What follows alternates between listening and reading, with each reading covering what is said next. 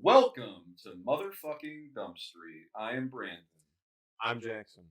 And look, we respect your time. We respect that you're logging in to see what's good with us, but we gotta pay some fucking bills, man. This shit I isn't free. generally only care about money. Yeah, that's why I'm doing this shit. For the cash? Yeah, so you can give us money directly. We appreciate that greatly. If you see us on the street, throw coins at Yeah, us. no services rendered. We'll take money, but I won't do anything for money. Don't ask me to do stuff, but I will accept money. Yeah, I don't work, but I will take money. And that's kind of what sponsorships are like. That's why we like sponsorships. We try to get sponsors when we can. We love that stuff because I don't even have to work at a place. Exactly. And they'll still give me the money. All I have to do is freaking talk into a microphone and not even say anything. Exactly. All you gotta do is say shit. Somebody tells you, say something, you say it. Mm-hmm. You get money. And like when you're a content creator, because that's what we are now. Mm-hmm. You just watch other people's stuff and then you talk about it, and you don't even have to make it. That's what it means to be an influencer. I'm an influencer. I'm an influencer. I'm influencing you right now. I'm under your spell, brother. But yeah, let's fucking get down to business because we do gotta pay some bills right here. You want to take your sponsor first or me? Yeah, I'll get paid first. Okay. I'll never turn down an opportunity. Yeah, go ahead. All right. Sorry. Fellas, let's get real. Is there anything more agonizing than being publicly feminized? No. Recent polls show that 98% of men hate looking like a fucking girl. So what is an alpha male to do when it's cold outside and his nipples protrude, making him look like a bitch in heat? Swallow 5 to 10 pill pasties TM for men, of course. Send these nip tips right back inside your chest. Imagine you're at a football game in the winter, and all of the Raiders fans are staring at your protruding nipples in your DJ Turner jersey. Simply pull out your labeled Pill Pasties TM designer pouch, quickly swallow 5 to 10 pills based on your gender without breathing in between each pill, and within 3 hours, your nipples will look like a boy's nipples again. Ask your doctor for Pill Pasties TM for men. And if he doesn't give them to you, it's not because they aren't FDA approved. It's because he's a liberal who wants men to have puffy nipples. Free Kanye. Well, they put free Kanye in that ad read? No, I added that. Oh, okay. Wow. Well, hey, at least we know where you stand, man. Mm-hmm. But I have to say, for Pill Pasties for Men, they do not support Kanye. Free Andrew Tate. Look, we can hold these opinions, but I don't want to cast these presumptions onto these companies that are paying us. Okay, we have to separate the politics from the money. We have to separate. I wouldn't take money from a woke snowflake company. I'm there with you. Absolutely. That's a promise. If you ever see us fucking promote some woke shit, and if you're a liberal and you see us, we're gonna do harm to you. I've got money to make. That's too. A threat. Have you ever wanted to drink a bunch of beer and eat a bunch of shrimp? Back in 1973, an oil billionaire from Saudi Arabia gave the son of a millionaire $20 million. This minuscule loan turned into what can only be described as the god emperor of shrimp restaurant dining establishments. With only one location, in landlocked Indiana, not even Christianity has surpassed it in lasting popularity. Its name, if you ask, Fatty Shrumps, the Shrimporium, and Beer Place. This weekend only, if you bring 3 children or more, you will receive a 2-for-1 on our most expensive beer. You will also join our honorary squadron of loyal Shrimpinos. So what are you waiting for? You know you want it. Wow. Man. I mean, I've never been hungrier for shrimp and beer. God, I want some shrimp and beer right now. And what I do personally when I have shrimp and beer, I take the beer as a dessert. I load up on the shrimp so full I can practically burst. Then I'm down like 5 beers. Well, you know what they say: shrimp before beer, and you're in the clear. It's so true, dude. It's in my experience of, I mean, I live right next door. I mean, it's honestly a problem. The parking is insane. Like, there's thousands of cars a day going through my driveway. And they're all drunk as fuck. And this weekend it's gonna be even worse because there's gonna be like 50,000 kids there.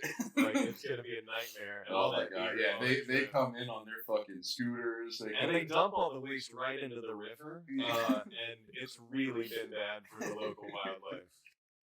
But hey, man, like bad, like bad land nature begets good shrimp wildlife in the ocean. I hear. Well, I hear that the fewer trees there are around, the better shrimp tastes. Yeah. The less nature I can see in a given moment, the better the food I'm eating tastes, because I'm not constantly reminded of what is beyond the room I'm eating in. I like a closed aesthetic restaurant. That's what I like about that place. They have no windows. You go in. Yeah, exactly. You can't see outside. All you can see is wall-to-wall children. Mm-hmm. And no shares. Yeah, just the separation from yourself from nature is what makes food taste good. Also, like the separation of your eyes from light, because there's no light inside either. Completely dark restaurant experience. And you're like, can we turn on some light? They're like, you have a fucking phone, don't you? You have a phone flashlight. Yeah, and I'm like, every now and again you'll step and you'll hear like a swishing sound, and you can never tell if it's just a loose shrimp or a kid's finger. Like, it's just impossible. Oh shit! It is a great restaurant. I mean, boy, if they know better, those shrimp right though. I go every day. Oh god damn it! Hey, that's money in our pocket, bro. Exactly. All we gotta do is eat shrimp and take pills. Yeah, I hope the bank is taking shrimps, because that's how they're paying me. I should have asked for real money, but the deal sounded too good to be true. And you know when they have like a bucket of 50 shrimp in front of you, like, it's really impossible to say no. Yeah, I understand. And I gotta mention, just in case anyone in our audience decides to end up going, it is exclusively room temperature shrimp. They don't serve it hot. They don't serve it cold. It comes out like the same temperature as the plate that it's served on. Well, that's when shrimp is at its best. It is, yeah, and that's how you know it's good shrimp. Mm-hmm. Mm-hmm. I don't even think they have chefs there. No, they just let the temperature of the room bring the shrimp to temperature. Well, yeah. They just leave the shrimp out. I was applying for jobs in the area, and I was looking for cooking jobs, but there was no listings at this restaurant. They only had openings for shrimp boys, and those are boys that apparently just throw the bags of shrimp on the floor. Yeah, like Hooters girls, but shrimp boys. Yeah, and you don't even have to be a boy because there's no light in the restaurant. No one can tell. But there's definitely not any girls working there. Yeah. Sometimes you'll get served as just somebody else's plate they were done with. They just leave it next to you. You think that's your dinner, man. But hey, that's fucked up. It's a great restaurant. I'm going tonight. It's honestly so fucked up, but it's so good. Like, I mean, honestly, it's traumatizing every time without fail, but it's the best shrimp and beer you'll ever have. But yeah, it's only like $10 a beer. It's like, $3 per individual shrimp. And like the guaranteed throw up every night after. Like, it's so cleansing. It feels refreshing. Mm-hmm. Yeah, because before you go in, you're like, God, I just wish I was fucking full of shrimp right now. And then you get full of shrimp, and you're like, I would love nothing more to be rid of the shrimp in my body. Yeah, and you get rid of the shrimp, so you don't have the shrimp in there festering in your gullet. But you do get the shrimp flavor still, and you get it on the rewind. Yeah, and that's honestly like some of the best shrimp flavors after you've thrown it up. Also, like, underrated is when you bring all your kids to the Shrimporium, their breath just smells bad for the rest of the week. Yeah. My your kids, wife, your dog somehow, like if you take your dog, or even if you bring home leftover shrimp for your dog. Yeah. Which you can't refrigerate, by the way. If you bring it home, do not refrigerate it. They say that. Yeah. Yeah. But hey, man, that's They tell you to not. They've never explained it. Yeah, no, but yeah, like when I bring the kids, that I'm a father of 6. When I bring the kids to the Shrimporium, I'm a father of 12 myself. Oh, really? Yeah, we just had our 12th. Yeah, I was about to say your wife just popped a new one. Yeah. Okay. But yeah, I'll take the kid to the Shrimporium. Well, not my wife, my fiance. Oh, really? Yeah, we just honestly we're not commitment's hard. We're not wedding people. Yeah, commitment's hard. I mean, just beyond that, like having to save the date. I mean, it's just so expensive. It is. Mm-hmm. Yeah. And we're spending all our money at the Shrimporium anyway. Yeah. My kids, they order the shrimp cereal every time. Just shrimp and milk. Just shrimp and milk. But they don't have refrigerators there, so it's just. And they tell you not to refrigerate. They say fresh, never frozen shrimp, and even the refrigeration isn't freezing. Yeah. They still insist. Oh shit! So yeah, you get that shrimp cereal, you get that kind of that half gray shrimp in that suspended chunky milk. Well, I like when it's green. God damn it! Oh shit! Okay, I'm done fucking around about shrimp. Yeah. Okay. Can we get down to business, and can you fucking condemn Hamas already? No. What? I'm taking condemn Hamas. I'm gonna take the most radical opinion I can, and I'm gonna say I support Hamas, and I also support Netanyahu. Whoa! I support. There's a real centrist here, folks. Well, I'm kind of like Tim Pool in a way, in that I'm badass. A regular Joe Rogan. And I'm smart as shit.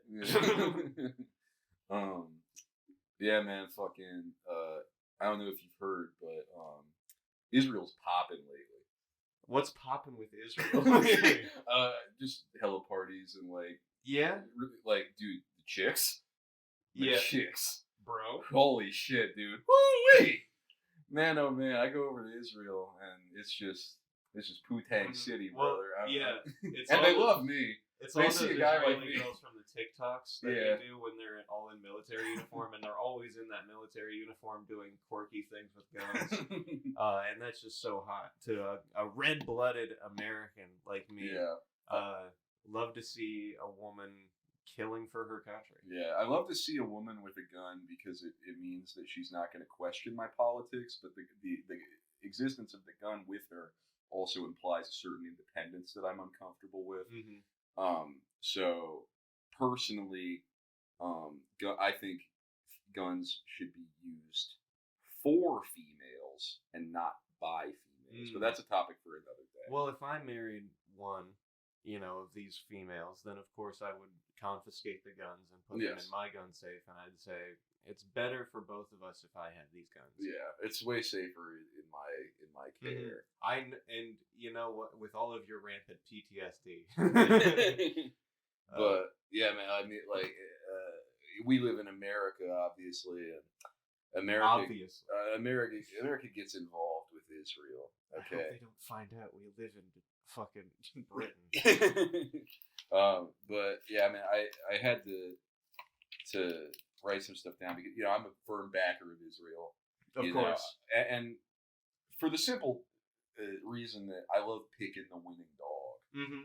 Okay, when I see a fight happening, I'm like, who am I putting my money on here? Mm-hmm. It's Israel every day. This is all stuff I've heard from you 100 times. Like, you say this, like, basically to all your coworkers. Yes. All your friends. Geopolitics is a competition. You're trying to bet. Mm-hmm. Yeah, no, and we all really appreciate what you have to say about the topic. Unfortunately, I do support Hamas. You support Hamas? I support Hamas. Wow. I mean, first of all, I have to say, obviously, we disagree here, and this might be our first big disagreement on the show. Mm-hmm. But I have to respect you saying that, because a lot of people would couch that. They would say, oh, I support the people on both sides. But, you know what they fucking mean. They mean that they support Hamas. No, I support specifically the terror acts. Thank you. Okay, so some fucking honesty from some of these. This is what leftists believe, and I believe I represent the left, and I pretty sure everyone on the left is comfortable saying, I support Hamas. Yeah, man, for sure. And yeah, let's make ourselves a little breaking points here because I'm full Zionist, baby. I love Israel. Mhm. I think Israel has the right to exist. Well, you even have that tattoo of Zion Williamson. That's how Zionist. Yes, yeah, but he's got the Star of David center chest. Yeah, he's like and he's flexing. It's like protruding a beam of light into the sun. And he's it's a dunking. really sick tattoo. He's like dunking the ball, but it's like a missile trail, and it's like the hoop is Palestine. Yeah. But a hospital. But yeah, man, I love picking a winning dog. I'm pro-Zionist. Zionism, if you're not familiar, is the belief that Israel has a right to exist. Okay, and if I can explain this for a moment, imagine you have a Please bomb. Imagine you have a bomb. Okay, a time bomb. I often imagine I'm holding a bomb. Does that bomb have a right to exist? I support abortion, so no. I think Now you're just confusing the shit out of no babies have a right to exist because I support abortion. I'm a liberal. I think that all babies need to die. And I think that bombs shouldn't be born. Whatever, man. Fuck it. You're talking babies. I'm talking bombs. And that's honestly, what I got out of Oppenheimer. Honestly, when I look at the babies in Israel, I say this problem can be solved with bombs. But that's the only connecting thread there. Give the babies bombs. Give the babies bombs. Because if the babies have bombs, then the adults are gonna have their power with bombs checked. Yeah. Now the adults are having to start to think about the future because they're like, oh shit, what are these babies gonna do with these bombs? We've got to make the world a better place, or these babies are gonna blow us up with bombs. This is why you have to kill all of the babies because they could get. Because what if they learn about what you're up to? Mm-hmm. What if they start to get the bombs for themselves? Anyway, back to my Zionism analogy. Imagine you have a bomb, and the bomb has a right to exist. The bomb is Israel. The bomb. Israel is the bomb. Israel is the bomb. The bomb is made to destroy. Okay, simply because it's made to destroy doesn't mean it doesn't have a right to exist. That's what Zionism is. Wouldn't blowing up a bomb not be ending the bomb's life? Whatever, dude. This past I'm week... sorry, I shouldn't have said that. That's totally poor debate etiquette on my part. I shouldn't have challenged you. You shouldn't, dude. If you ever say some shit to me that makes me feel like I'm in a corner, I'm going to say some dismissive shit. I'm going to try to out-alpha you, and I'm going to make sure that even if I am losing, the audience perceives me as winning. I'm a beta. I'm a total beta cuck, and I think, disagreement has no place in an argument. That is fair, dude. I know a few people like that. And that's why I support Netanyahu, too, because he has a right to want to genocide. Yeah, that is the problem sometimes with picking a side with this shit, because you'll look at Israel, you'll look at Netanyahu. I just hate that the country's so fucking divided. Yeah, speaking of, man, this past week, the House of Representatives, man, they passed a resolution. The vote was 311 to 14. Okay. Stating that anti-Zionism is anti-Semitism. 92 people voted present. What? Yeah. so yeah, but the final vote was 311 to 14, stating that anti-Zionism legally is anti-Semitism. What? This is a good move, obviously. They're on to something. Well, but what they're missing is there's actually many things in our culture that are anti-Semitic that are not seen that way. Have you ever eaten a non-savory bagel, i.e. a cinnamon raisin bagel? Fuck. That's anti-Semitic. No. That is anti-Semitic. But have you ever driven faster than 55 miles an hour for any reason? Well, sometimes. Also anti-Semitic. Have you ever fed your dog a Tyson Anytizer's Buffalo Chicken Popper to see if he finds it spicy? No. Yes, you have, and congratulations. You're an anti-Semite. Ah! Have you ever found Larry David in the wild, and you dared him to be funny without complaining? That was actually an anti-Semitic thing to do. Did you know that? Well, I did know that going in, but he's Larry David, and I wanted to see him make it funny. But he can't do it without complaining. Oh, without complaining? Yeah, he has to be funny without complaining is the dare. It's actually a very interesting person. I want to see Larry David do that, even though that is anti-Semitic. It is anti-Semitic. You're not allowed to ask that of him because he will rightly call you out. I'm sorry. I'm sorry. Yeah, I don't want to disagree with anybody, actually. So You should be fucking scared as shit to disagree with me. Larry David, it's illegal. I'm not a criminal. Yeah. And I've never done a crime. And fine, I just wanted to ask if you've ever showed up to Bernie Sanders' house with an AR-15 demanding to see the adrenochrome fountain. That is also anti-Semitic. That one should be obvious enough, but I did have to learn the hard way.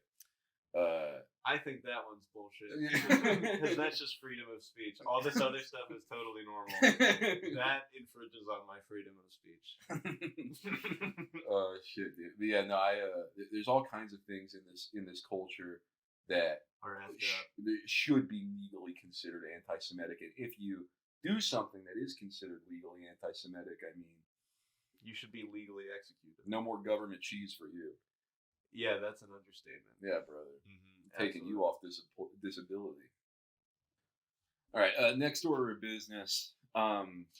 We watched the Boogie 2988 documentary that came out on YouTube recently. It's like an hour long. Check it out if you haven't. Yes, please. It is an excellent piece of documentary filmmaking.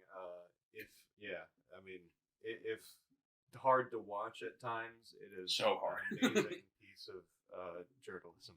Yeah, it's definitely worth a watch. It is extremely depressing. Get ready for a video that says an hour long, but it's going to take you 3 hours to get through it. I know it did for me. We talked about this a little bit. It took me a lot longer. I just had to. You took like a day-long break, I remember. I had to. Yeah. I watched it in one sitting, but I was constantly like just pausing the video and putting my head in my hands. I think one of my notes in this was like, I am taking notes right now so that I can take a break from watching this, so I can reprieve myself and watching this for 30 seconds. I was taking time codes. That was my job, to find clips for editing in later. So hopefully we, are doing a lot of that throughout this to show you what we're talking about. I'm trying to find the page. So at a certain point, I just wrote, "I want to die." Yeah. And that was there were many times during the note-taking process that I was like thinking about just devolving my pages of notes into like scrawls of fucking evil. Exactly. That's why I had to take so many breaks, was to prevent myself from just going full Joker. Yeah, at a certain point, I was just writing hate. Yeah, it was towards the end of it. Yeah, it was just like I hate it. Yeah, but it was bad. Okay, yeah. Let's try and make fucking funny out of this, because there are definite funny moments. Oh, absolutely, no doubt. I think if we can handle this, but surely I think we can get some funny out Not of it. a chance. Okay. So my first note was like, the film begins with him in a bathtub. The bathtub is actually a pretty kind of central. Oh, it is. It's location. It is. Yeah, a lot of important shit happens there. Well, Boogie kind of just goes from place to place, to engage in escapism, and the tub is one of those places. Yes. But it's like the only place where he doesn't have like a screen in front of him, or like people around him to argue with. Yeah. But God damn it, I can't be depressing. Yeah. It's so difficult. But so he was saying in the bathtub in the opening scene that one of the best nights of his life was giving a former girlfriend a bath with rubber ducks. Yeah, we'll quote, intersperse clips here. Taking her to bed.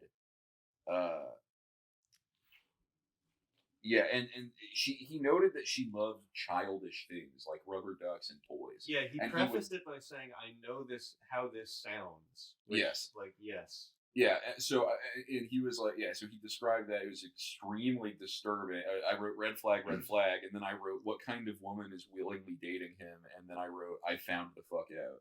Oh no, that's true. Yeah.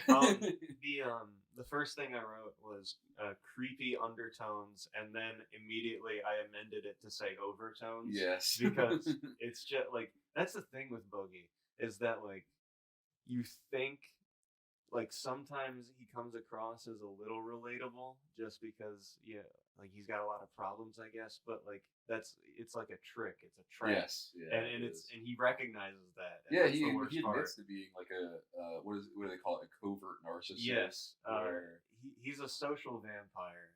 Like I don't know. He just Well, he doesn't do a lot other than complain. he tries to worm his way into your life or gain sympathy by completely oversharing every vulnerable detail about himself that he possibly can. Yeah. Like, and there are horrible, sad details that he says. Who knows if they're true?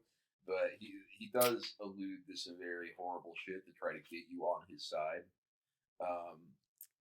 But ultimately, by the end of this, you're like, I don't give a fuck what happened to you. It is not. It's really difficult. It's a Chris Chan situation. Yeah. Where there are definite, like, I think it's not controversial to say that like there are moments of sympathy in the Chris Chan story just because no of doubt. how many people use him to like farm their own satisfaction and whatnot. Like that is sad. But at the end of the day, you're just like, what kind of person would make these choices? Yeah. Like they all just result in more pain for himself. Yeah. That he gets to just keep farming for sympathy, which is just kind of the loop that he finds himself in. Yeah, it gets worse and worse. The next note that I have is he loses $600,000 in crypto. Yeah. Despite starting with 75 or 750,000. Yeah, that's so the starting figure. I was like, oh, 750K, like, and then that's a lot of 600K. Yeah. Which, by the way, you cannot do by putting that shit into Bitcoin. He was putting it into shit coins. He was like, he was going on Coinbase, and he was like scrolling to the bottom of the fucking the coins and be like, okay, can I take a gamble on this fucking half a cent one? I honestly want to go through some of Boogie's Twitter because, like, I did.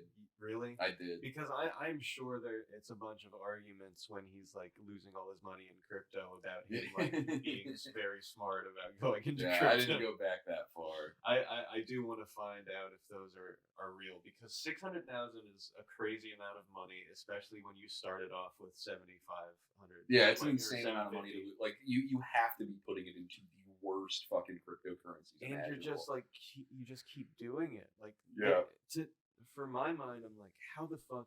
Like he has to be juicing that number a bit. Like it can't just all. They gave the I know the guy access to his financials, which is like why I believe it. But yeah, I gotta say as well, when he's telling you all this about the crypto, he's still in the bathtub.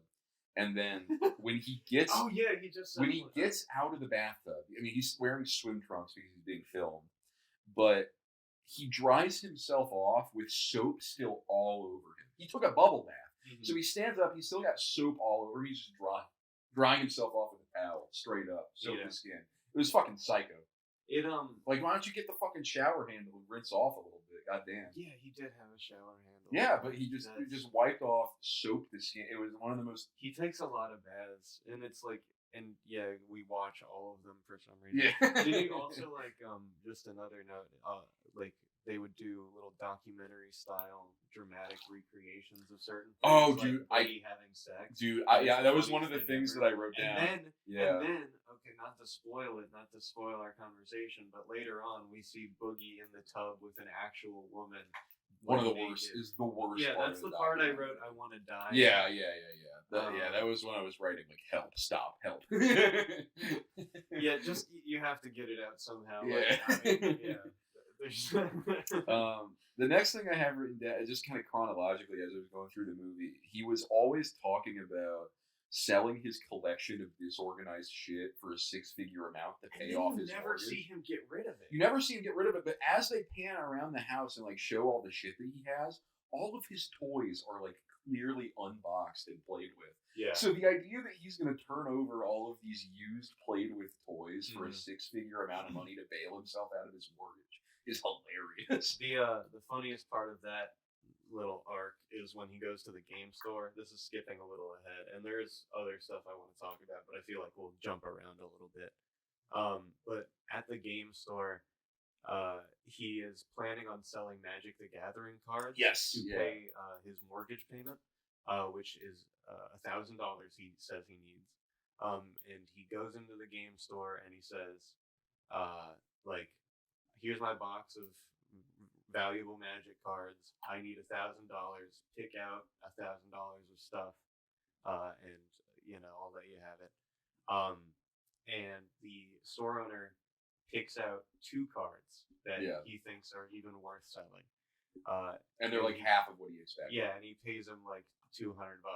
Yeah. Like he pays him $400 total, and it's an overpay. We find out. Yeah. And it's like one of the biggest encapsulations of Boogie just like not having any kind of grasp on his own financial situation, and it's just because he's ignoring it. Yeah. Yeah. Well, he chooses to ignore it repeatedly because, if you remember, he had to pay $30 to even get into the Magic store to play Magic with his buddies. And he said because he's broke. Yeah, he said he doesn't want like the shame of people knowing he's broke, but then we find out all of his friends already knew that he was broke. Yes. And because it's like obvious. Like, yeah. And he says it too. It's like he's embarrassed of it, but he does talk about it because it gets him sympathy. And he thinks it will get him more money. But, then my next note was that the doc insisted on having stock footage. It wasn't Boogie. It was stock footage of a man courting and fucking a hooker while Boogie was describing it. Yeah. And it was just one of the funniest fucking, like just him talking about, I spent probably around $200,000 on sex work. And then it's just stock image of like, a fat man like waddling next to a prostitute in high heels, and it just like shoves him onto a bed. You see his big rotund belly like sticking out while she rides him, and it's like, so fucking silly. I wonder if it is stock footage or whatever, because like it's a weirdly unflattering portrayal of a prostitute. Yes, like I mean it's meant to be grimy, but like they got a lot of cellulose, not a lot of Photoshop going on. It seemed amateurishly done, honestly. The stock footage. A little. That's what makes me think that he commissioned it or filmed it for. Yeah, this. I think he filmed it himself. He hired a fat guy. Yeah. I saw his belly. I was like, that's not Boogie. Boogie's got one of those like drooping ass, saggy double bellies. Let's talk about the meat apron. Yeah. He does call it that, doesn't he? Okay. Yeah. Well, this is a clip that I'm gonna put in. I have to just him saying the. Oh wow. That's just a picture of the meat apron. Look at that belly. Yeah, and a fun fact Boogie lets us in on is that he's got 2 meat curtains. Yes. He says. Yeah, he shows you. Which is so generous. He's got like a fupa and then a fupa. It's it's an under fupa. I don't understand. I think he's pregnant. And he won't know until he shits it out. Oh no. Just falls out of his armpit. My next note was Boogie took hookers to Disneyland. What the fuck? Yeah. Well, let's talk about the hooker spending. So he loses $600,000 in crypto, obviously, and then it says total of $200,000 spent on sex workers, and they did like a calculation, and they were saying he was spending $40,000 a year on these prostitutes. And it seems like he would do like big excursions. He'd like go out on like a nice date, but like with a woman he's just paying to be there and then accept gifts, really. And then he said a line which confused me, which was, and they might have sex with you. Well, because they're professional escorts. So he would go on these professional escort websites, and like the legal like get around to these things is like, you're paying this woman to go on a date with you, right? So like legally, the services rendered are you go on a date with me, but I'm paying you an absurd amount of money, and the assumption is you're going to fuck me after. Yeah. Okay. So that's what Boogie means. Yes. Okay. I'm obviously too much of a virgin, I guess. But that's the thing is like you could buy a fucking, a cheap hooker for a few $100s or whatever if he wanted to. But he loved the He idea. wanted it to be legal. He loved the idea of like, well, it's not legal regardless. I don't Well, think. Maybe it is. I don't know. But like, he loved the idea of like, I'm gonna hire the hottest woman possible, and I'm gonna spend a fuck ton of money on her just so like to try to like win her favor or something. that's, I guess, the fantasy he's trying to play out. Like he's trying to play out in his mind a scenario where he is giving a woman a fuck ton of money and they're fucking, but it's not for that. Yeah. Like, meanwhile, you're spending literally it said $40,000 a year on hotels. Yes. And like he spent like $5,000 at a time. Like they interviewed one of the escorts, and she would say like, he spent $500 on the hotel, $500 on dinner. He bought me $1,000 purse. Like so. Yeah, he did like this idea of like, aren't I hot shit?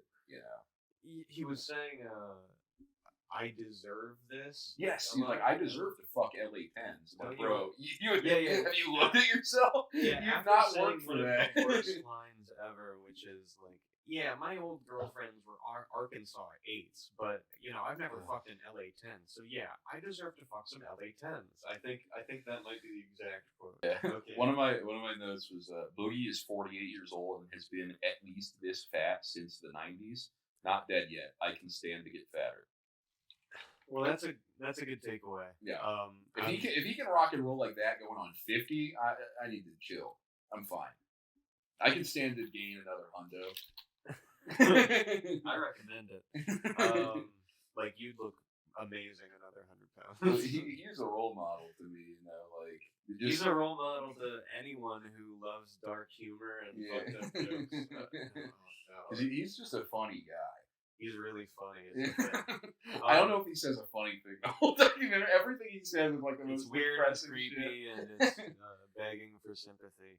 And yeah, the documentary, like the documentarian becomes a character in his own story. Like, just because like he gets depressed. He becomes the audience surrogate because of how like he does feel everything you're feeling as you're watching his documentary. Yeah, it's very effective in that way. Okay, but what was I gonna say? Oh yeah, she said that she quit sex work because of Boogie, or like one of the contributing factors. Oh yeah, sure. Was that the escort quit sex work? I kept writing throughout the thing like there were certain moments that I couldn't ignore. That was like Boogie like gushing about his dogs. That was like genuinely like he really loved his dog. I don't know. That was just a little moment of like there are these little flashes of humanity. Yeah, exactly. And like you can't say Boogie isn't like you can't say Boogie doesn't care about shit. He also is incredibly frustrating. I don't know. Yeah, he's not totally without humanity. And he's self-aware to a pretty decent extent, right? Yeah, but that's part of the problem. Yeah, is that he's so hyper aware of his problems, but he just chooses to like lament about them instead of like attempt to fix them. Yeah, it's not even that he doesn't fix them; is that he actively tends to make them worse. Yeah, like the sound bar scene. His TV starts having glitchy audio for like one day, and then he bought a sound bar for $100. Despite having like 600 to his name. He could have bought a secondhand speaker, like a shitty one. Like I get it, Boogie, but come on. Yeah. Yeah. And then he said that the next day his TV started working again. Yeah, exactly. Oh my god, gut punch. Return the speaker. Just return it. If you bought it online, just send it back. One of my notes. Yeah, I'm off my first page now too. One of my notes was: imagine 3 morbidly obese gentlemen playing Magic the Gathering and eating pizza. The fattest among them says, "Why don't we ever bring over girlfriends? I mean, girls who aren't hookers." Meanwhile, he is the only one who has brought over hookers. That is the thing, right? Is like it implies this gathering of all these people playing Magic, and Boogie brings along a fucking hooker, like just sitting next to him while he's playing Magic. Just a bunch of nerds just like gawking at a hooker. He's like just bringing around to like flaunt in front of his friends, like, see, I can afford a hooker. It's like it would be. It's like Animal House. It just is so sleazy. And then he tries to guilt trip those people that came over to his house into paying him for the pizza and like the soda that he provides them with every week when they play Magic. And then the guys are like, Boogie, we never told you to buy that stuff. Like, we don't need that to come over here. We're just trying to hang out, right? And then he was like, oh, it was like not the answer he wanted. He wanted to keep the pizza train rolling, but they were like, Boogie, it's unnecessary, man. There's a lot of points where it seems like Boogie thinks that the documentary is seeing his perspective more than it is. Yeah. Boogie, I think, tends to think that his sympathy baiting works. Yeah, the documentary shows unequivocally that it does not ever, and nobody believes it. Yeah. And it makes it even crazier because like his friends, like akin to the other like humanizing moments, his friends have nothing but kind words to say about Boogie. Really. Yeah. I mean, they're all loners and stuff. You can tell, but like they've formed this little clique, and it's definitely working for him. I feel bad for the only woman there. Yeah, that poor woman. But you know, because she like when they asked her about Boogie, they were like, she said something. He's just a regular guy with the good and the bad. Yeah, which means sexism and racism. Yes. So my next note is Boogie frequently says and tweets the N-word as described by himself and his friends, but given the opportunity to say it on camera as like prompted by the documentarian, he refuses because it could hurt someone. Yeah, what a pussy. What a fucking pussy. If you're gonna tweet it, it is coming from your proverbial mouth. It doesn't matter if you've said it on camera. Because I bet he has said it on camera. Oh, I'm sure. And if he's all PewDiePie did, absolutely. And if you're willing to admit, like, I am the kind of person that drops the N-bomb frequently, but you aren't willing to say it on, that is like the worst kind of person to use that. Yeah, well, yeah, he's the type of guy that will defend saying the N-word, like, yeah, just saying the N-word is what he's defending, like. But he's arguing it is fine to say the N-word as long as there's no black people around. Yeah, exactly. As long as he can't get immediately in trouble. To say a goddamn N-word. Like, what the fuck? Yeah, so he says the N-word is just a word, direct quote. And then I made a note, he applies the analogy of, like, a tree falling in the woods and no one hearing it, to the N-word. And if I say the N-word and no one's around to be offended, then is it bad? If I tweet the N-word and all 20,000 of my followers are white, does it even matter?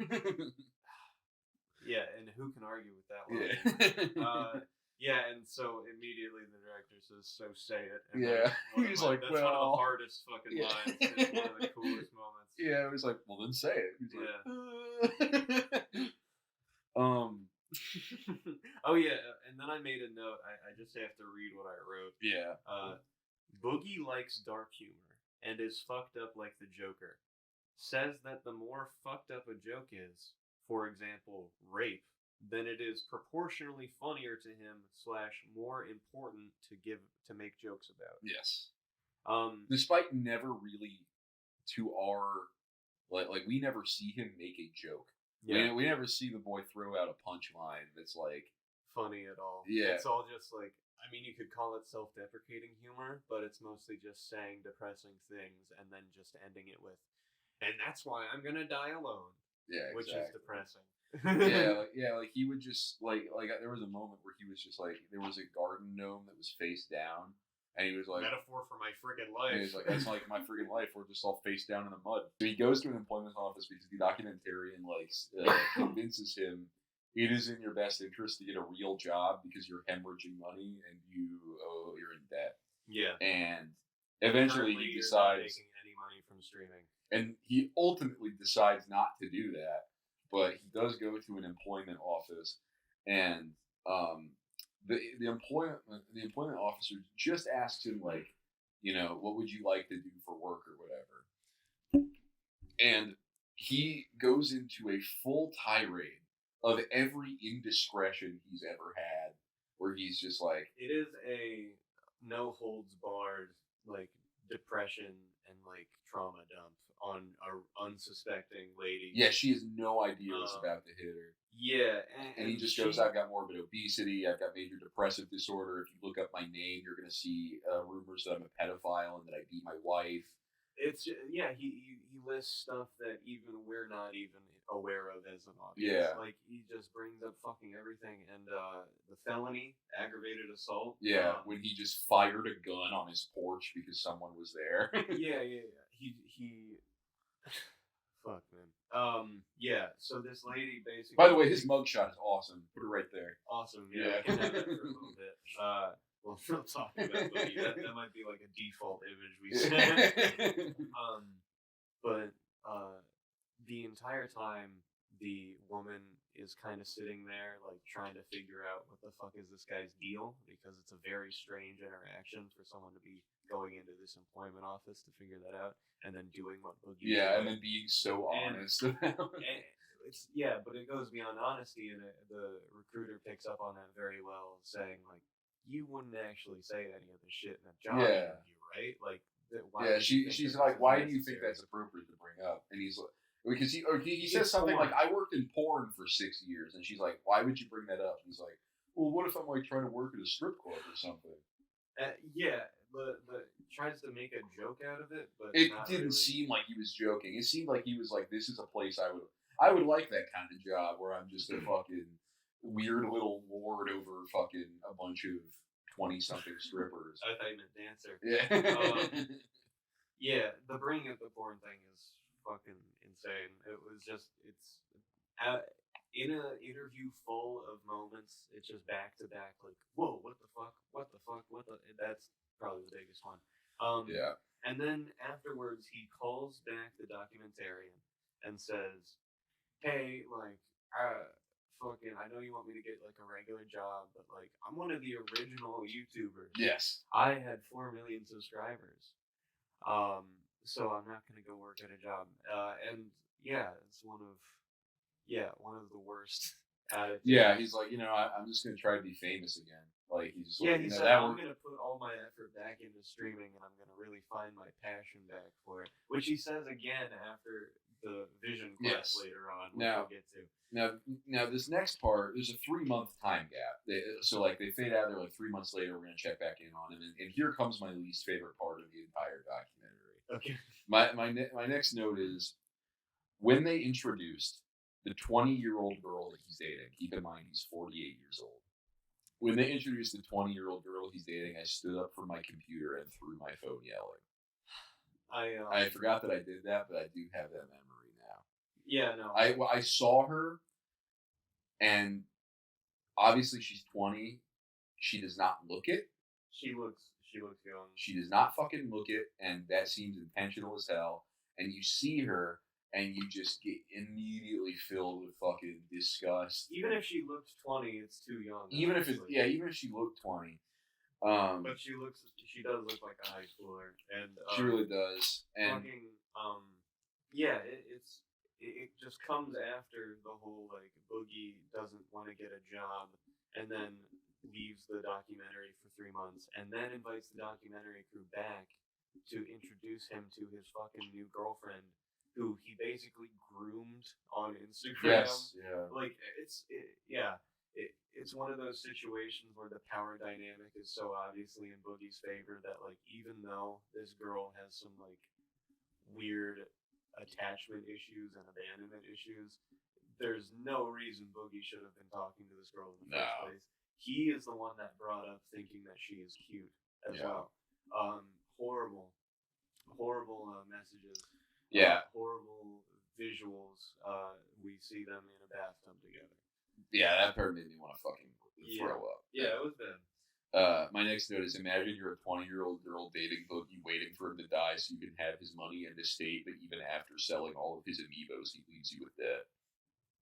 Because that's what she signed up for. And the thing is, like, this girl has a lot of fucking problems of her own that she needs to figure out. But Boogie is doing his damnedest to keep her fucking he trapped next to sniffed her out like a fucking truffle pig. Watching. Okay, there's a scene. I'm sorry to interrupt you, but there's a scene where Boogie is discussing the possibility of becoming homeless with this girl. Yes. And it feels like you're watching Charles Manson talking to a Manson girl. Yeah, talking to absolutely. About to go into the desert. Because she's like, yeah, whatever circumstances arise, whatever kind of life you provide me with, I'm willing to accept that. I can't imagine a life without Boogie, she says at one point. Yeah. Which you have known him for 2 months. And it's a horrifying relationship. Especially just because he makes it so clear to her, I'm going to die. I plan on dying horribly and leaving you with my debt. Yeah, and you almost think like part of this girl must like it a little bit. The fact that like he's gonna die, like, cause obviously he is the most fucked up person in this scenario, but she's also got to be pretty fucked up to voluntarily. She's super fucked up.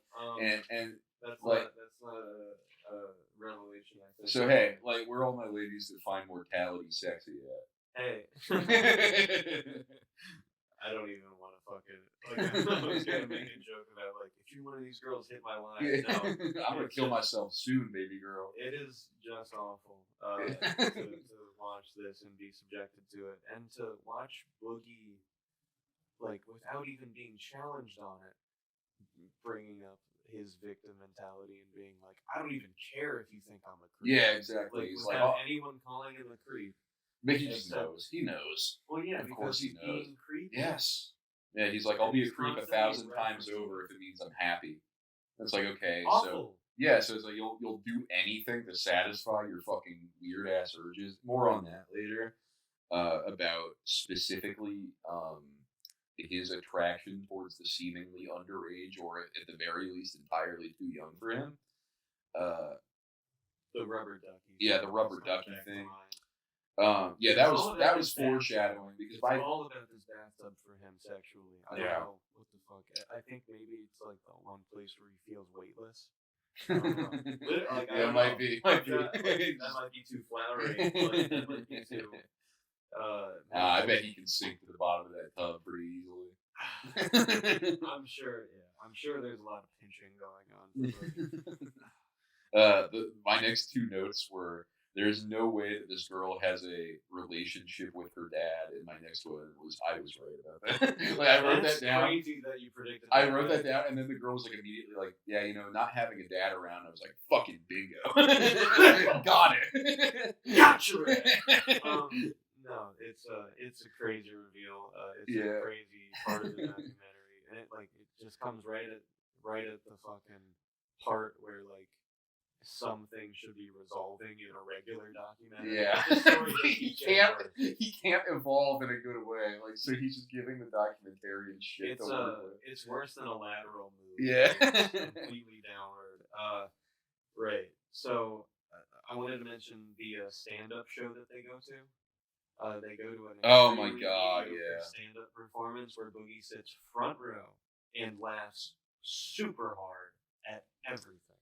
Yes, yeah, he sits dead center, front row, 400 pounds of him with his 20-year-old girlfriend, and, like, he doesn't... Just begging for the comedian to mention it. Begging for it. And, yeah, obviously the comedian, in a very, like, it's not a practiced comedian, it's not like fucking, some kind of god to your comedian like Andrew Schultz or something. So... he wasn't fully prepared. Matt Rice. Yeah.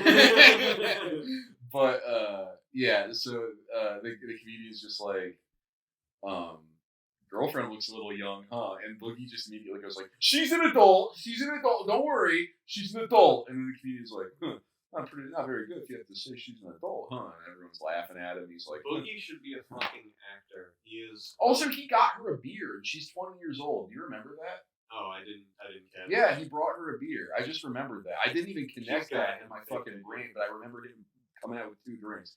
Yeah. So there's a crime. Just one of many. So Yeah, so the girl that he's dating, right? Like, just like the one that Boogie mentioned when he was in the bath at the beginning of it, she says she likes playing with toys. stuffed animals. Yeah, Stuffed she animals likes playing are with dead. stuffed animals with toys. She's 29 years his junior, and he's like openly speculating, like, why do people think I'm a fucking pedophile? It's because sexually you enjoy childish shit. It's fucking very strange. The older I get, the more I'm like, if you date 2 years younger than you, you're a creep. I'm with you there, bro. It's like there is a lot of difference in just a couple years. Like, Yeah. like for Boogie especially, obviously. Like, Well, he's talking to someone that's like he's more than double her age. Right. It's But just like for a normal person, like this is just insane behavior, and he treats it like he's a Comey Carson. Where he's like 19 and he's texting a 17-year-old, clearly fucked up, but like at least he's 2 years out instead of 29. So another note I have is that she feeds him. She does his housework. Yeah, I wanted thousands in debt. So, like, she's sugar babying, but without the sugar. Like, he's not even like doing her up like he did his whores. She's salt babying, if you will. Salt babying. That's whatever. Yeah, whatever the term is for using your former YouTube success to make yourself a female child slave. Whatever that term is what's happening. It's extremely disturbing. Yeah. My next note was, why did they agree to let the camera watch them make out in the bathtub and the bed? I fucking gagged. Yeah, because Boogie's a freak. And he wanted that to be on camera. Yeah, he liked that shit. Yeah, same. So that just they were fully naked in the bathtub. Yeah, man. Like, she was naked. It felt like watching. Yeah, so disturbing. Yeah. So one thing before we move on completely from the stand-up comedians. Oh, sure. One thing I wanted to mention.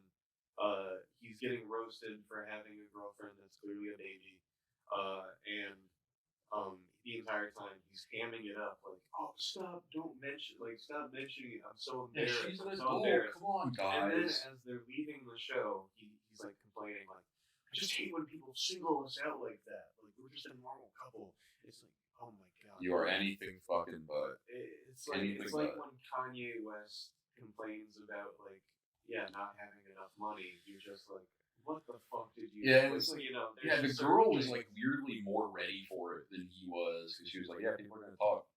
Yeah, but he was just like, man, it's like they noticed that I'm fat, and it's like they noticed that like I'm dating someone, and they notice I'm 30 years younger than me.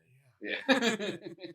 It's like and when I sit in the front row and laugh way too loud at everything, it's like all of the eyes are drawn on me, and it's like I finally feel fucking at peace because people care about me. Like, oh, dude, yeah, no, it's a terrible experience to watch this. My final note while watching it was, his life is like Brendan Fraser the whale, except he's fucking his daughter, thereby removing any redeeming qualities. Yeah, no, because Brendan Fraser's a good person in The Whale. Yeah, like there's a lot of parallels there, but he is completely sympathetic character in that movie. Absolutely, the self-destruction is something that I think anyone can sympathize with. But he tries to redeem himself by setting his daughter up for a good life.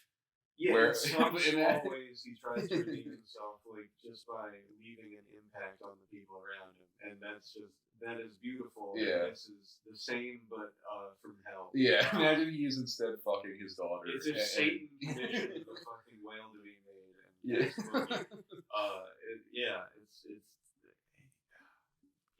And I'm at a loss for words every time I even try to expound on it. That's basically where it ends. No, they're just like There's a little bit more. Is there? Okay. There's the last note I took. Oh, this is where the celebrity boxing match happened. Oh, okay. Right. I wanted to mention this. So I just took these notes. They're going back to the mental health professional for a little bit, talking about being kind of an armchair psychologist, but also we've got a lot of footage to work with here. Just mentioning Boogie's attitude of being like he's already dead. He talks about himself in a way that Like change is impossible. Yeah. Like he's already It's like- lived his life. It's like A Wonderful Life if at the end the guy didn't get to come back. Yeah. Like, but he just still get expounded upon how his life could have been so much better if he made different choices or whatever. Yeah. But, another thing that happens is Boogie talks about going to a therapist and being like, as soon as you start to love yourself, like certain things are going to start falling into place for you, Boogie, and you're going to like start to get motivated to do certain things for yourself. And then he talks about going to a doctor and being like, yeah, everyone just keeps telling me like I gotta fix myself, but like you're the doctor, so you fix me. Yeah, he's like, I don't know what to do. It's like, bro, how about And fucking it's one of the most 14-year-old like attitudes. it's like, bro, yeah, it's like, have you never eaten with someone healthier than you? Have you never looked at what they're eating and the amount that they've eaten? Yeah, It's not like like- wants the doctor to fix him, even though like he says like I went to the doctor and the doctor was like it was bullshit. The doctor was like, yeah, you've already had a gastric bypass, so there's literally nothing else we can do for your weight gain. And so I'm sitting here like, what the fuck? It's like, what the heck? Can you do more surgery, please? Yeah, but he just wants to fix himself with surgery, cutting pieces out of his body that's been wrecked by years of abuse, and literally he can't survive that. Yeah. And he can't afford it either. So celebrity boxing match. I really felt disgusted looking at Keemstar, but honestly, it did feel like a bit of a reprieve. Like this moment did feel slightly more entertaining than other Yeah, moments. just because, like, yeah, obviously Keemstar's a scumbag, but like, the idea of giving him any money for any reason when he was so destitute and like irrelevant was, I'm sure, very important to him. And Keemstar, obviously, you know, an irrelevant man. He hasn't been fucking relevant since like Leafy was the best YouTuber or the top YouTuber. But Do people like? I guess Keemstar still has a pretty successful career, but like people take him seriously still on the. I wonder what a drama alert video looks like right now. Like, what the fuck is he even talking about? Livy Dunn, raised up by baby girl. That's all I can imagine when I think of drama channels. Yeah. Okay. So that's when also the Diablo 4 came out. Had to Oh, buy it. yeah. That's my favorite line. Had to buy it. It maybe encapsulates it the most because also Diablo 4 is fucking trash. Yeah, I don't like that fucking top-down bullshit. It reminds me of the Shrek 2 game on the GameCube. We've evolved past that. Yeah, exactly. I like games like Call of Duty. Yeah. Like, I thought Starfield should have won Game of the Year over Yeah. Baldur's Gate. Yes. Because like up and down isometric, it's terrible. Like every time. Yes. Yeah. Can't be done well actually. Yeah. Boogie, I wrote down his expenses per month are $7,000. He says, insane. And he does talk about, like, you know, I've got this medical bill, I've got that medical bill, I've got this insurance or whatever. And it's like, yeah, I'm sure you are costing yourself a fuck ton of money, like, with this lifestyle, but like. But it's because you've been living this exact lifestyle for so long and Yeah. not making any money. Like, yeah, he's already like way too deep, and I feel like he could have pulled more ripcords at certain points. Like by the end of the documentary, he's still got like 100 arcade cabinets in his stupid ass, Yeah. and you're just sitting there like, is there really just no benefit to you selling that right now? Like, that's something. That's anything. Like. And yeah, he talks about not wanting to sell like his magic cards because it's like a game that he's played for like 30 years, but he doesn't sell the expensive shit. He's just like selling the magic cards. Mm-hmm. Yeah, he's a mess, man. Like he's got all my magic heads out there. Pot of Greed, that's the one I know. Also, bro, like he admits, I'm not going to be alive for 10 more years. Why do you need to own a home? You don't have an heir. If you don't plan to live for 10 more years, why don't you sell the most expensive asset you have and rent a fucking place? That is the most obvious shit. But because he already mortgaged it. He's in debt on that house. He's paying for that house back. He doesn't own that house anymore. The bank owns that house. Fuck. Like, I was probably too far away from that microphone, but yeah, no, he's taken out a mortgage on the house. He's stuck because like and yeah, he But can't is you stuck, find but fucking he BlackRock or something to buy out the mortgage, buy out the house or something? something. Like you would think that you can get rid of a house, like if you needed to. But yeah, I'm sure if like yeah, there are plenty of stories of like internet crowdfunding where like the guy actually does get helped by the money and shit, but Boogie kind of just does constant begging for money, yes, and it's yeah. not a successful strategy. No, he just asked his like Twitch viewers for money and shit. Okay, so one last stop on this crazy train. Yeah. My favorite part. Enter Flaming Star, Pro Shaman. Oh, yeah. I guess this was kind of how they tried to give it a happy ending. Except no, it was totally like it's a reverse happy ending. Yeah, it's not a happy ending, but it's just how they tried to put a bow on it, just to say like, from Boogie's perspective, thematically this is a happy ending. This has to end with some kind of change. It has to end with some kind of evolution, just to make it satisfying for the viewer. And what they attempt to do is like, have this guy, have a shaman give him mushrooms around a campfire. Yeah. And Boogie essentially has like 30 years too late, like the 17-year-old realizations that you have on mushrooms, where you're just like, oh, everything's bullshit. No, it's not. I get it. It's bullshit. It's not. It doesn't. He's barely even that deep. Like he says that it's all bullshit. He's just like, man, all I know, that shit I was worried he about. comes to is that he shouldn't be worried about exactly. anything, It's like, no, dude, you should. That's not the worry should motivate you. Like the it's all bullshit thing you're supposed to come to is like the grind, like the shit that you're conditioned to believe your life is supposed to be working towards. You're supposed to clear all that out and just focus on like you in oblivion for a second. And Boogie looks into oblivion and he's like, fuck yeah, like I'm almost there. Like he's like, I'm so close to this finish line. It's like just a couple more years and I'll be dead, and I won't even have to be worrying about all the debt I'm saddling on this 20-year-old. Yeah. It is terrible. It's terrible what the conclusion he comes to is. And he almost says that in not so many words. It's bad. Yeah, it's almost like he was like fighting to not drown, and then like after that psychedelic trip, he was just like sinking into the water.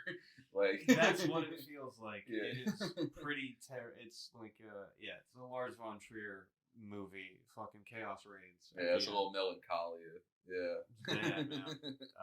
Suspiria. It's just it's the entire thing. The only arc that Boogie has that you could say by the end of it is that Boogie now has accepted death, or accepts the idea that he's going to die, even though the entire time he's already got his sights pretty firmly set on the end goal of dying. Yeah, he gets to he reaches the acceptance of dying that Brendan Fraser has in The Whale in the first scene of the movie. in a much different way.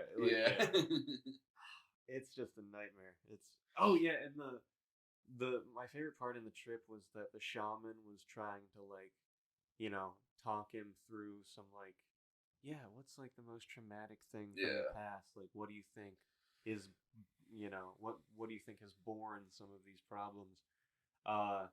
And Boogie does not answer. He says, he's like, my parents. He just says like, my parents, man. Yeah. And then the guy says, what about your parents? And then he just says, like, he doesn't say anything. He says, it all makes so much sense now. Yeah. But it's all bullshit. Yeah. And then he just doesn't stop saying that.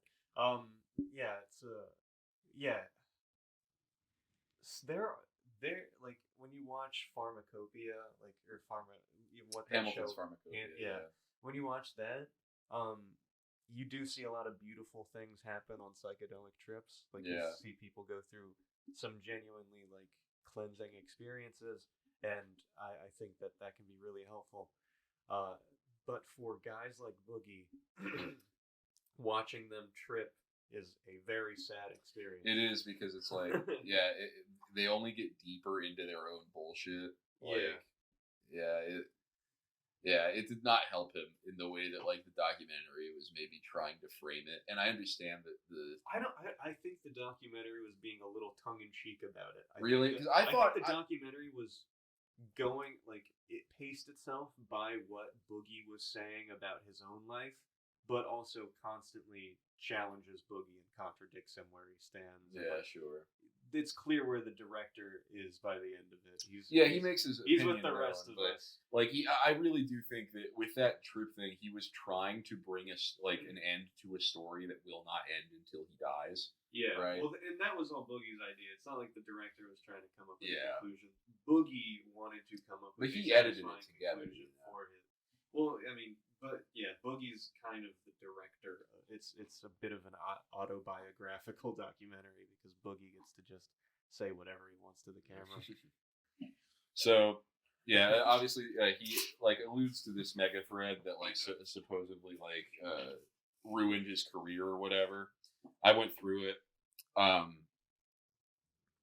Some of the things that I found notable: Boogie's dad molested his sister to his account, and he went on to defend his dad on Twitter. What? Not for that action, but just saying, like, I think his dad died, and he was like, you know, my dad didn't deserve that fate or something. Okay. And then a female YouTuber criticized him for that, and he threatened to beat her 5 times. What? Yeah. 5 separate times? One video over and over again, he said it. I count. I watched the video and I counted. He was like, I'll beat the fuck out of you. I'm not kidding. I'll find you and I'll beat the shit out of you. Like, he just kept saying. That is not the response I think my therapist would recommend. Conflict resolution wise, that's a little bit sketch. What the fuck? Okay.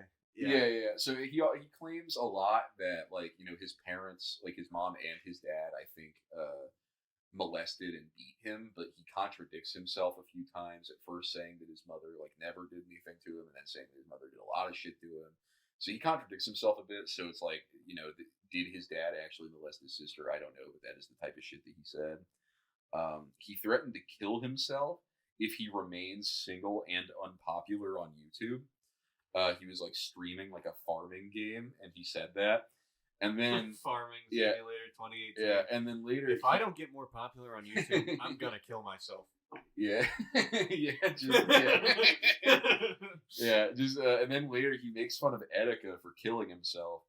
While Simon, if I was Etika, I would have killed myself. That's what he said. That's what he said, Jackson. He was like, if Etika, like, no, he says, he's saying like, oh yeah, trolls like try to get me to kill myself too. He says I'm too mentally strong. He says I'm too mentally strong to succumb to that, and he even calls himself, quote, in his own words, a titan of strength.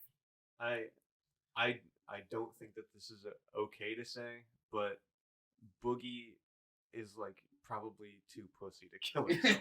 Like, because he is probably one of the he's doing it slow. About being dead the most, and like longs for it the most. But I do not think Boogie will kill himself. No, I don't think so either. It seems to be a thing that he like says to get sympathy as well, where it's like, you know, maybe if you guys don't subscribe, I'll kill myself. Like, it's like literally that kind of tactic. Or like if you don't give 5 subs, I might just kill myself. Who knows?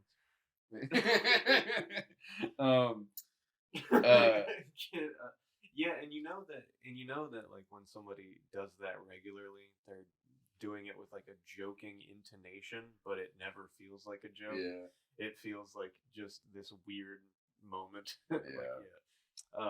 Another like video, I just quoted him here by saying like somebody donated $3 to him on a stream, and it was a black person that did it. Okay. And he says, "Oh, that's a lot of money for a person of color." Yeah, that was in the documentary. Oh, okay. Yeah. I'm sure I'll put that one up. Yeah.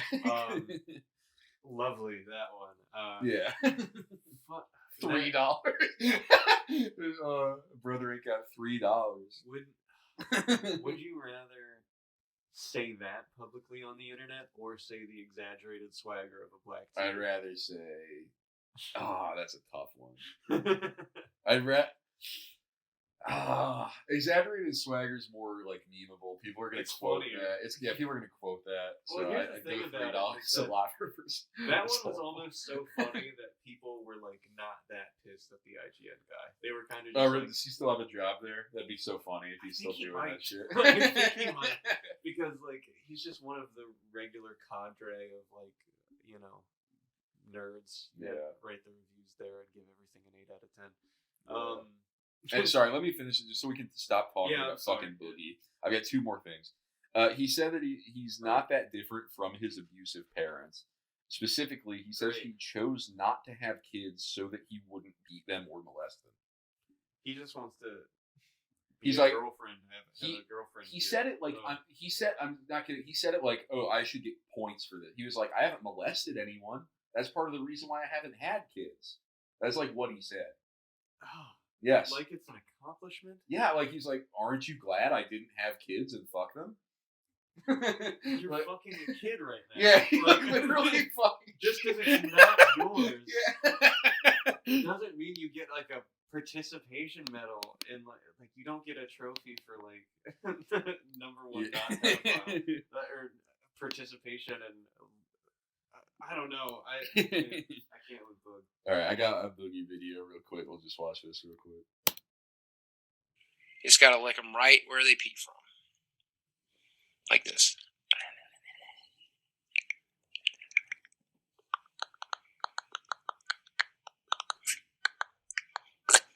I'm just making eye contact with the audience.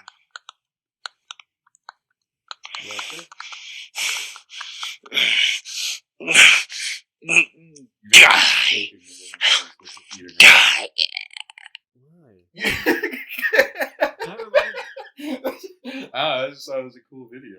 I'm not Just asking showing you why how- you showed me because I know the He just reason. thinks it's cool.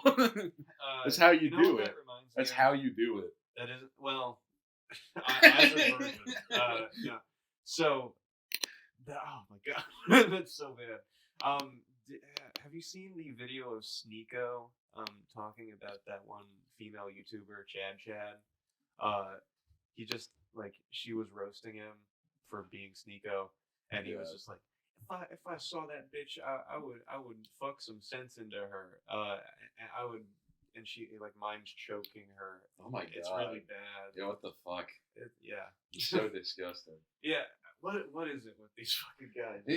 What does the internet do to like? It's we all watch porn, but like we're not all like this. I don't like violence. I don't like it either. I think that's pretty normal. I think you can watch porn and not jerk off to violence. I think that's pretty easy.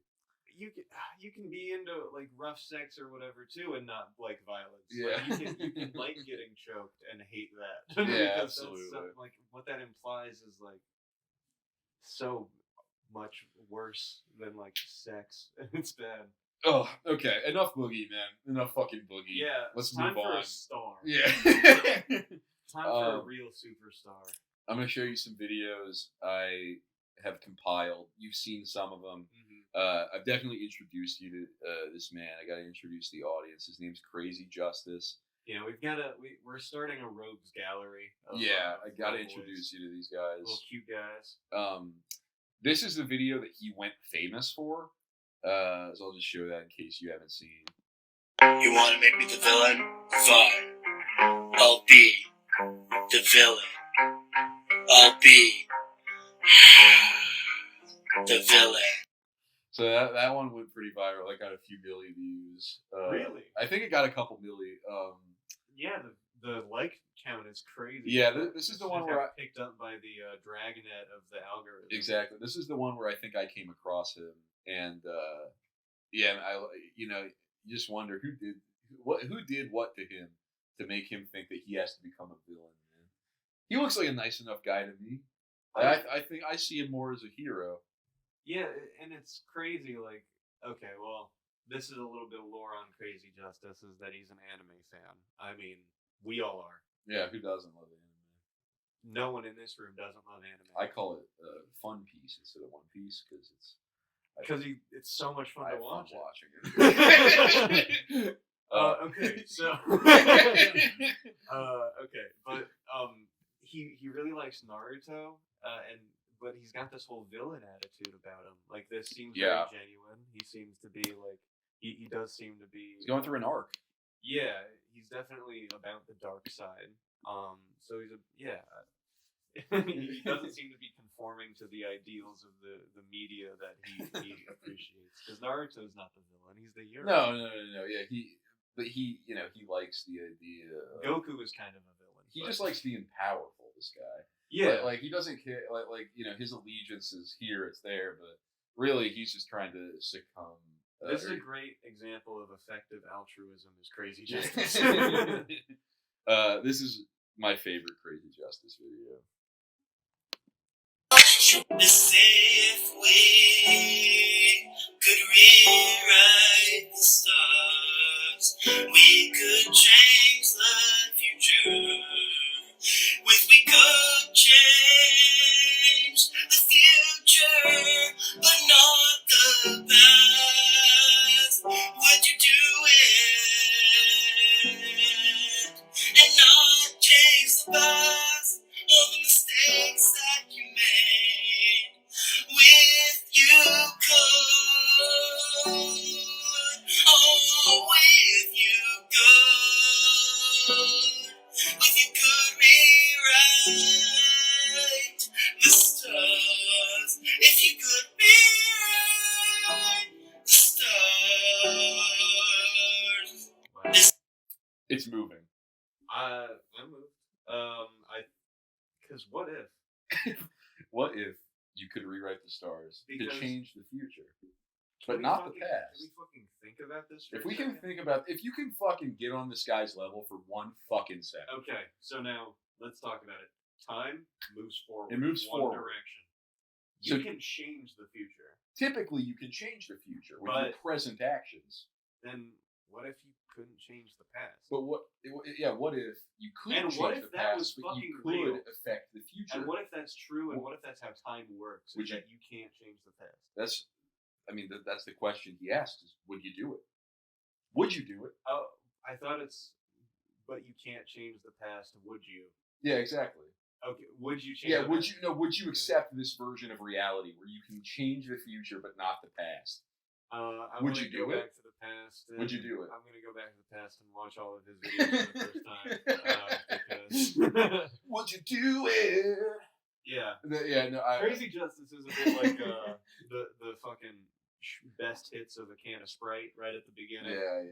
Yeah. Beautiful introduction to him, and really every new video you see, it's the same fucking thing. Yeah, this is just my favorite one because he poses this existential question: I would wish you he'd do put it? out more Would you music. change the future with any of your present actions? I really wish that he'd put out another album. Fucking the last one just shook hip hop to its core. Yeah. Frankly. I hope he gets back into fusion. Well, yeah, he's kind of into reggae right now. That'd be awesome. Oh, we got another one. Yeah, one more Crazy Justice, kind of short, but I want to get your thoughts on what he's doing in this video. Before what you he's start thinking. it, one of his videos, just so the audience knows, is titled "Whoa, is that Ed Sheeran?" Like, Oh yeah. picture of him singing into a microphone. He's awesome. Yeah, he has this video called "I Used to Be Bruce Lee." Yeah. We'll watch that on the show eventually. Yeah. We don't need to spoil it. Okay, fine. People- Yeah, just I haven't shown you this one. Let me know what you think he's thinking about in this video.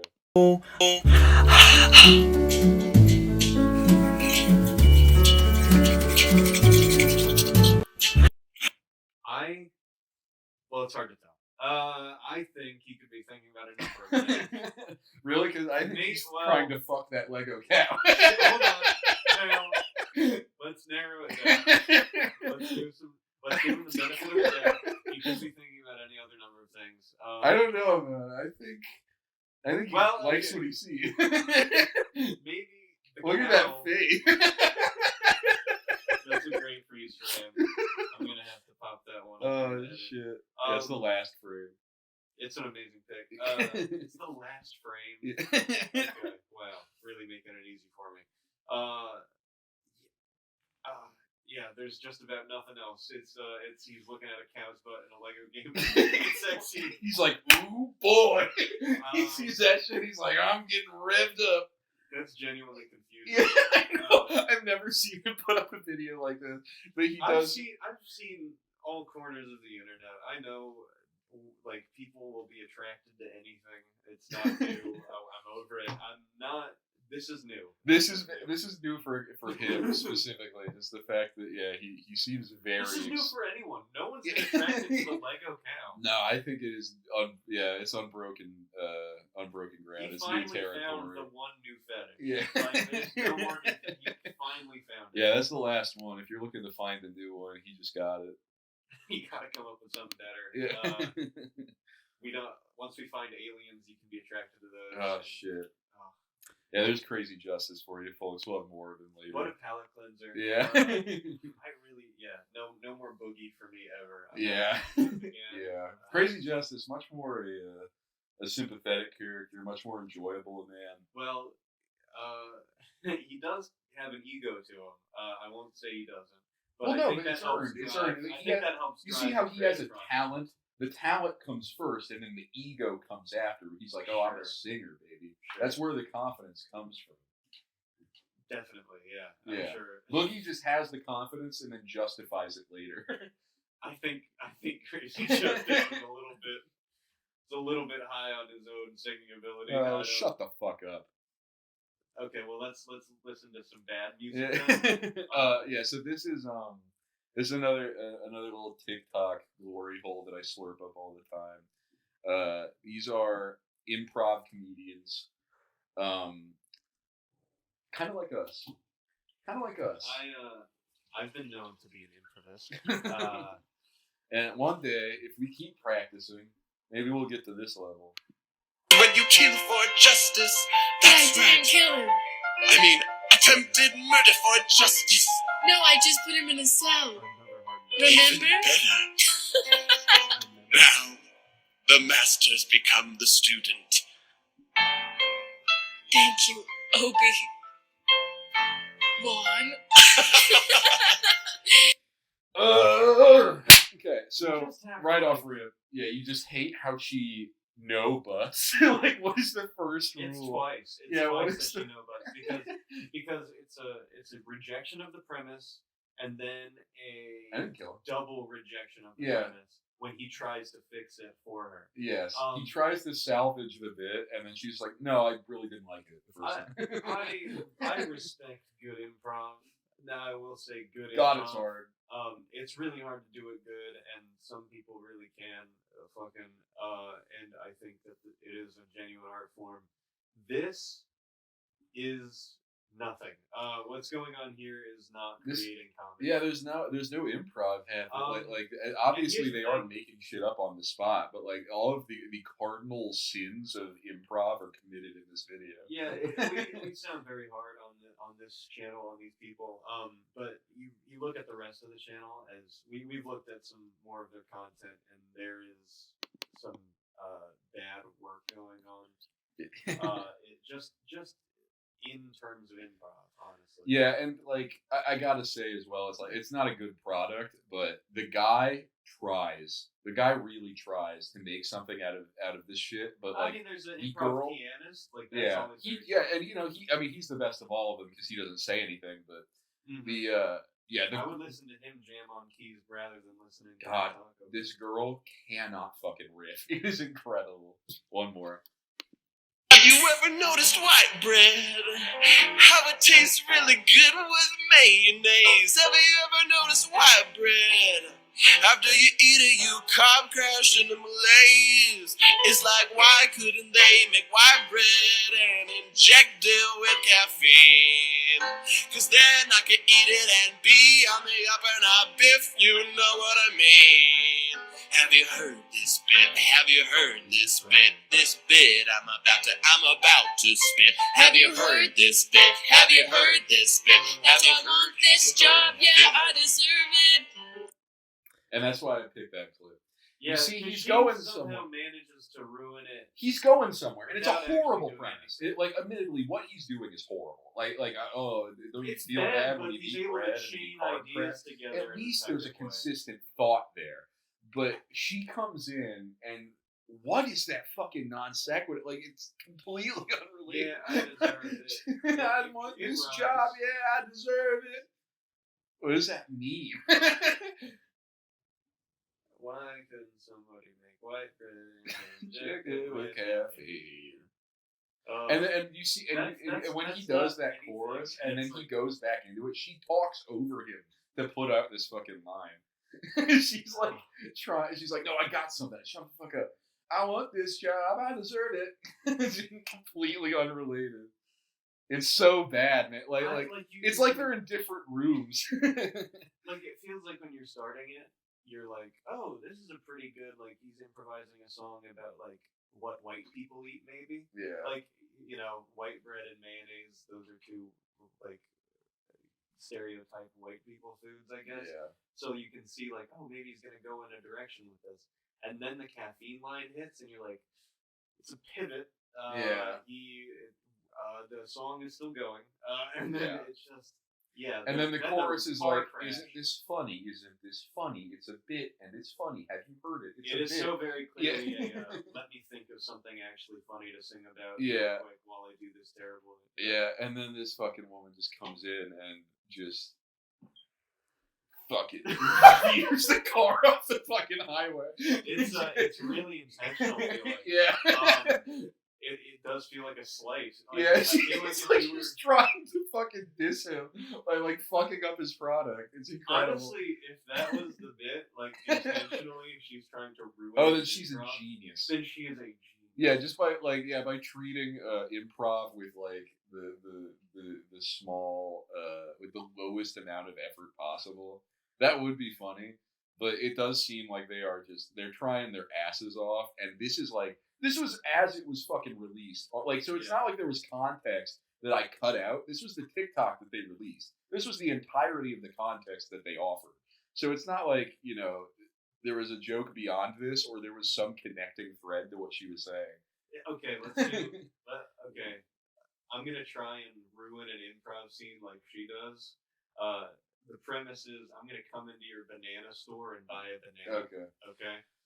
Hey, come on down to Brandon's Bananas. We got plenty bananas for sale. I'm so late for work. I really need a banana quickly. I've got plenty of banana. What banana do you like? I got the green banana. I got yellow banana. I only like hot dogs. Like a hot dog? Oh, well, okay. I guess I can. No, I can tell you don't have hot dogs, so I'm gonna leave the store. Oh, bye.